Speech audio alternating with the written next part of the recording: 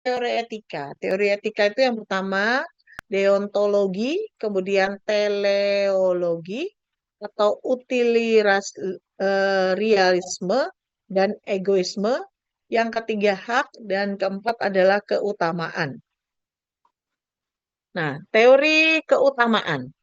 Nah, teori ini bersumber dari pemikiran Aristoteles ya. Nah, ya semuanya tuh sumbernya filsuf Aristoteles ya. Kita nih turunannya dari filsafat, cabang ilmunya filsafat jadi psikologi ya. Nah, menurut Aristoteles, etika itu dikaitkan dengan kepribadian, sifat, perangai, atau ciri-ciri perwatakan. Jadi, menurut si Aristoteles itu etika tuh dikaitkan dengan kepribadian kita, ya. Usaha pengembangan moral seharusnya mengarah pada pembentukan watak mulia dan terbaik, bukan kepatuhan pada peraturan pada masyarakat. Kadang-kadang kita kalau lihat moralnya itu timbul kalau ada orang yang apa yang menjadi figur otoritas yang akan menimbulkan eh, ketegasan atau apa aturan yang dilanggar ada konsekuensinya. Jadi kadang-kadang orang katakan itu adalah bermoral gitu ya. Padahal sebenarnya moral itu harusnya sudah terbentuk pada watak mulia, kepribadian kita. Kita bermoral bukan karena kita ada aturan maka kita eh, patuhi. Kalau nggak ada aturannya kita bablas gitu ya. Nah, melalui pengembangan watak mulia, nilai-nilai etis secara intrinsik itu lebih mudah tertanam.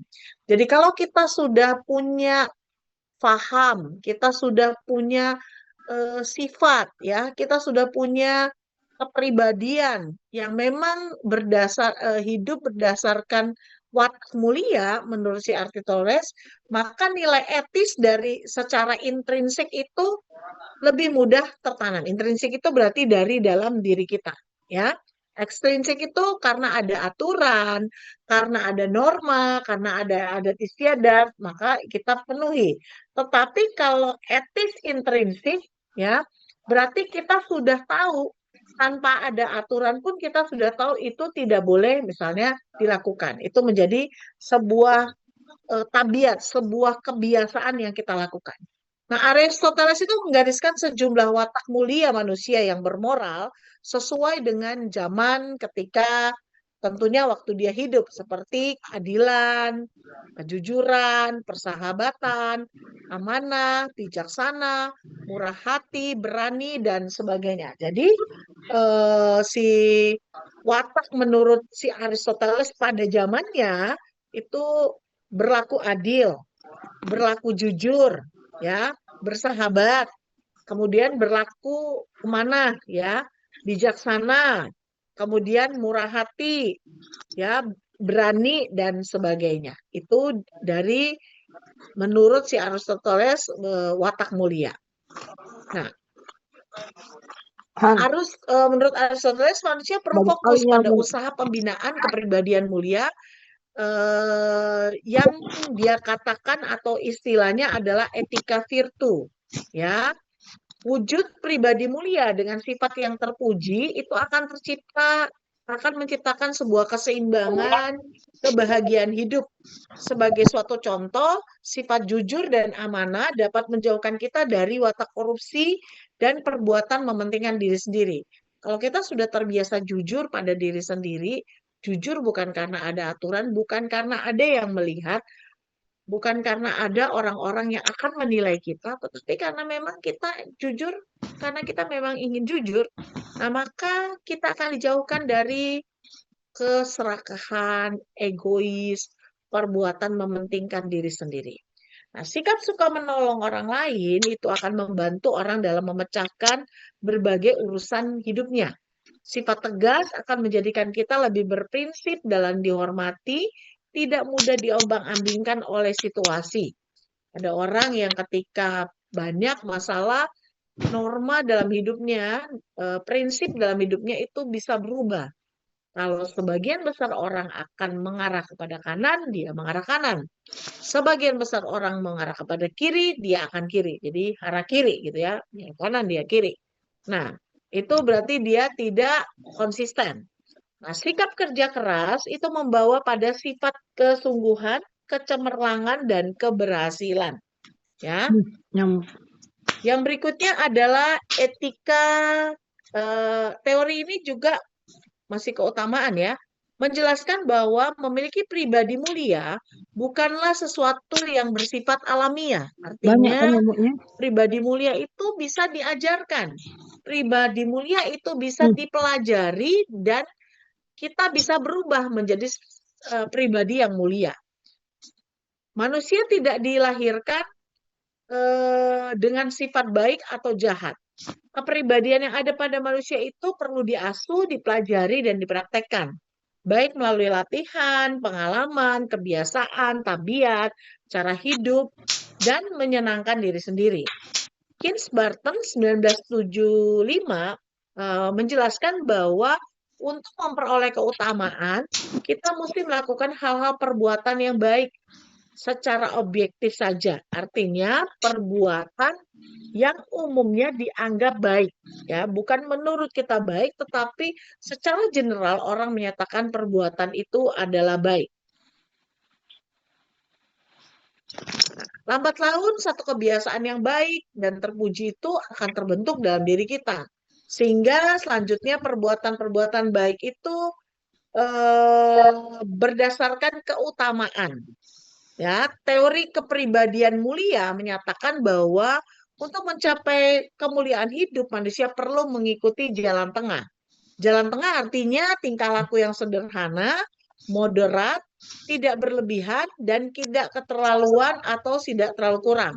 Artinya tengah di sini bukan berarti netral, tapi tengah di sini berarti dia tidak mempunyai gaya hidup yang terlalu tinggi, tetapi tidak juga menjadi rendah diri. Tidak sombong, tidak rendah diri, tetapi dia sederhana, ada di tengah-tengah, moderate gitu ya.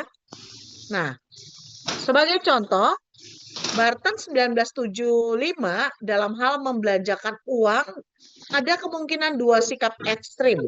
Ada orang yang dapat mengeluarkan uang begitu banyak, begitu boros, sementara ada orang yang cenderung pelit atau sukar mengeluarkan uang. Nah, pihak yang pertama disebut sebagai pemboros, sedangkan pihak kedua disebut sebagai kikir. Nah, kita dapat mengambil nilai keutamaan dalam membelanjakan uang ini dengan mengambil jalan tengah dari dua titik ekstrim tersebut.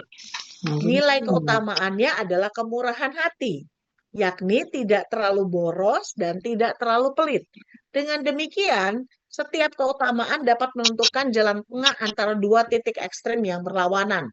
Ya, jadi kita akan mengambil watak mulia tadi adalah dengan kemurahan hati. Nah, kemurahan hati itu tidak boros dan juga tidak kikir. Artinya dia tahu kapan dia harus memberi, dia tahu kapan dia harus menahan.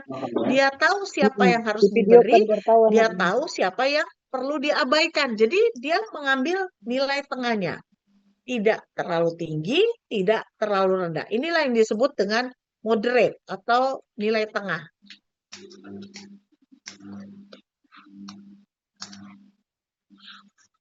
Nah, keutamaan selalu merupakan pertengahan antara kelebihan dengan kekurangan. Berdasarkan andaian tersebut, suatu yang betul, baik, benar, bermoral adalah perilaku yang mengikuti kadar sederhana atau kadar pertengahan. Jadi, yang disebut kepribadian yang baik dan bermoral itu yang moderate, yang tengah gitu ya. Nah, Aristoteles berdasarkan jenisnya membagi dua jenis kepribadian mulia, yaitu kepribadian mulia secara intelektual dan kepribadian mulia secara moral. Jadi, kepribadian mulia intelektual dan kepribadian mulia moral. Nah, kepribadian mulia intelektual adalah keutamaan melalui proses berpikir yang menyempurnakan langsung rasio itu sendiri. kepribadian jenis ini dapat dipelajari, sementara kepribadian mulia moral diperoleh melalui latihan praktek dan kebiasaan dalam hidup sehari-hari. Jadi kita menggunakan penalaran kita, ya. Penalaran kita ini moderate enggak, terlalu tinggi atau terlalu rendah. Kita yang melakukan penalaran. Sementara kepribadian mulia moral itu kita karena latihan dan biasa praktek. Oh, saya dalam situasi seperti ini Ada seharusnya ekran. empati. Tapi saya belum bisa empati. Nanti lain berikutnya ketika ada teman yang keluarganya meninggal, saya harus bisa empati. Saya harus bisa menunjukkan empati kepada orang tersebut. Nah, itu adalah kepribadian moral. Jadi dilatih. Awalnya nggak tahu, misalnya dia melakukan, dia nggak tahu, dia berubah. Dia berubah.